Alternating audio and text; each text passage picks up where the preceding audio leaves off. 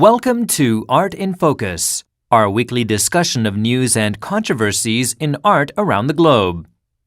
Last week, we discussed the financial challenges facing young artists, particularly those working in digital media, where countless completely identical copies can be made of any individual work by anyone with a small amount of know-how.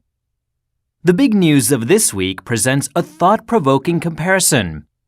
A work of art from the pre-digital age has broken all records for a public auction. A famous painting called Women of Algiers by Pablo Picasso was recently sold for $179 million, a new world record. The auction room grew quiet as the price went up and up.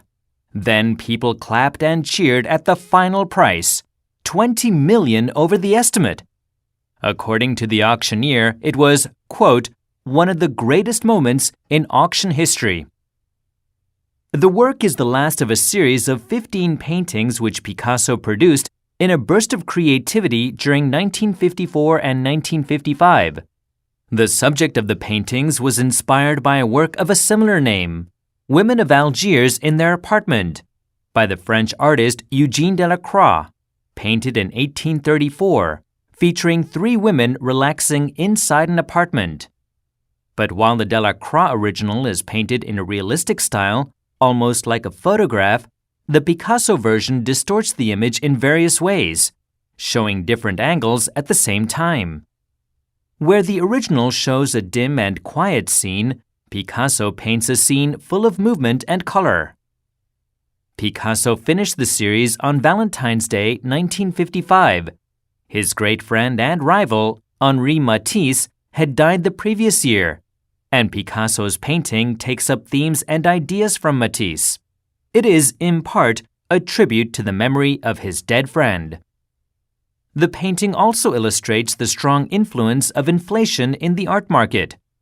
The entire series of 15 paintings was bought in 1956 for $250,000.